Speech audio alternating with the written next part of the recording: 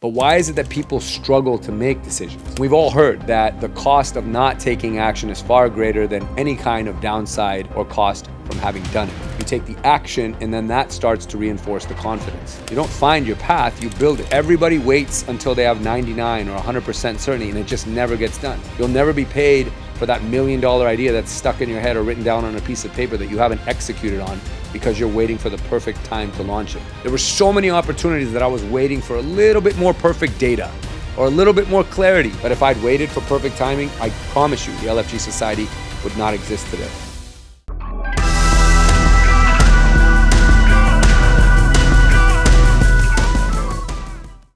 It's Thursday, guys, so welcome back to the LFG Energy podcast. This is an exciting 4-part series. Last week, we talked about the dangers of the word potential and how really misleading of a word it can be. Today, we're going to get into the cost of indecision. Now, mind you, everything I'm talking about from last week to this week to the next 2 weeks are things that I suffered with for a long time. And I always like to share my own experience and how I've come out of something with you guys, because if I have that frame of reference that worked for me, then it can certainly work for you. And I ultimately, with this show, just want it all to be relatable, guys. Now, one of the biggest lies that we tell ourselves is that I'm just waiting for more clarity. Basically, you're asking for more perfect conditions in order to take action or make the jump. But the truth is, you're not. You're not waiting for clarity. You're actually waiting for certainty. And certainty rarely shows up. In fact, it doesn't truly exist. But why is it that people struggle to make decisions? And the answer is because decisions create responsibility. You're now on the hook. You signed your name to a check, and that means you might fail. You might be wrong. People might judge you. You might fall short, and that's uncomfortable. So indecision feels safe. Problem with that, though, is that indecision then becomes very expensive. You just don't get the bill right away. And we've all heard that the cost of not taking action is far greater than any kind of downside or cost from having done it. Now, this ultimately leads to one of the biggest misconceptions when it comes to personal growth, guys. And what I'm about to talk about next was actually referenced in one of our biggest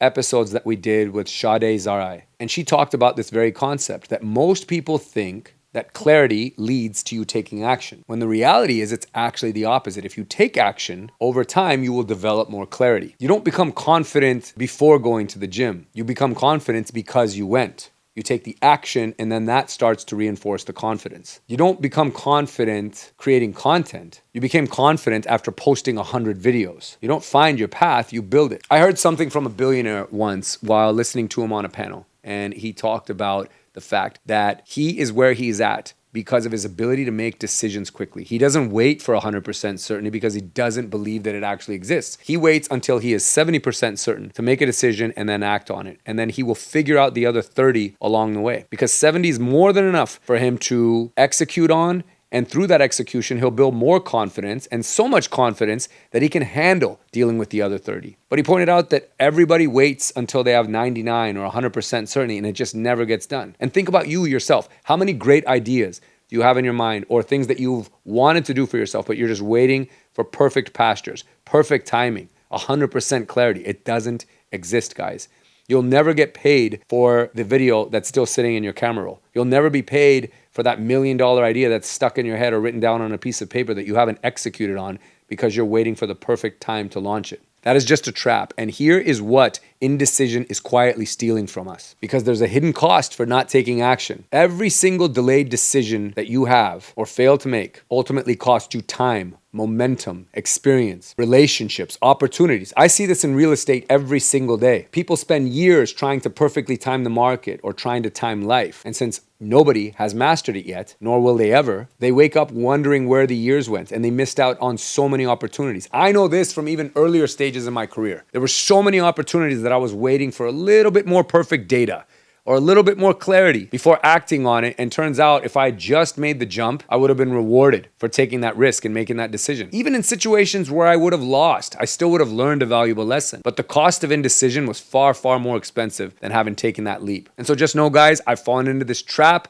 I'm sharing this episode with you today because if you yourself are in it, I want you out of it, or I want you to avoid it altogether. I want to share a few personal examples with you because it's easy to listen to this podcast or see me and follow me on social media and think that I have it all together or that I must have had things laid out perfectly before I was able to execute on any of these projects or ideas. But I'm about to burst your bubble here, because even with starting creating content. 7 or 8 years ago, I had no idea what I was really doing. I just got out there and started doing stuff and said, I'll figure it out as I go. If I had waited to know everything or have full mastery over what it was that I wanted to talk about or share with the marketplace, I would have never gotten started, because just like now, I'm still a student of the game. I'm still learning as I go. I'm still making tweaks. Even launching the LFG Society, which many of you who listen to this are a part of, and that is our private online community for entrepreneurs and human beings all over the world. But let me tell you guys a funny story that you probably don't know. You would have thought that when I launched it back in 2023, that I must have had everything together. It had been planned out for months, structured, built out in terms of the back end and how the whole entire online community was going to be structured. But here's the surprise, and I guarantee you none of you know this. I actually came up with the society concept just hours before the event started. That's right. I had no idea I was actually going to launch it. I knew I wanted to put together something,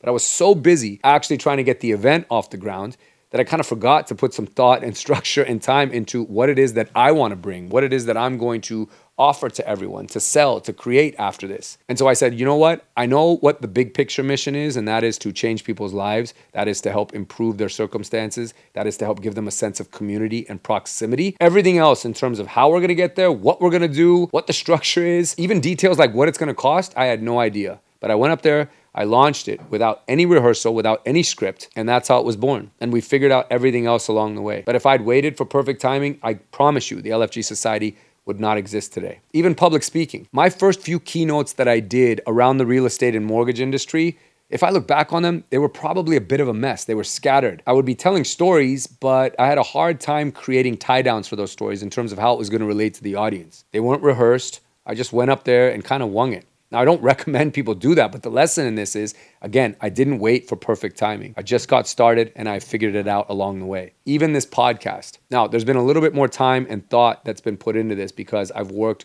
with an amazing coach that helped bring this entire idea to life. And by the way, guys, if you're ever considering starting a podcast, make sure you ask me who this person is so that I can share his contact with you. But we are now in year 3 of this show and we're still figuring things out. But that's the beauty in it. Those are the lessons. That's the light in all of this. The great lesson is that you learn things along the way. You never know how it's exactly going to work out. You just throw your punch, you make your move, and figure it out. And don't even take it from me, guys. Every major entrepreneur out there will tell you the same thing. They acted with just some confidence, very little clarity or certainty, but just knew that they had to take action. And that's simply the trait, just like I told you about with billionaires. It's not that they're more certain. That's not the common denominator. They're just willing to act. And that's the takeaway for you guys today. Think about where you're feeling stuck, why you haven't taken action, what you're overthinking, and just stop doing it. Just jump. You'll figure it out. I promise you, if it's worked out for all these entrepreneurs, if it's worked out for an average person like me, I guarantee you it will work out for you. So think about for yourself, guys, as we close here, what decisions have you made emotionally that you just simply haven't acted on physically? Thanks for listening, guys, and make sure you tune in next week because we are going to continue this conversation. And again, please, if you got something great out of today's episode, please take a screenshot, tag me, and share it on social media. And if this episode would be helpful to somebody that you know, please forward or share it with them because I want to have an impact on everybody. Catch you guys next week, and thank you again for listening.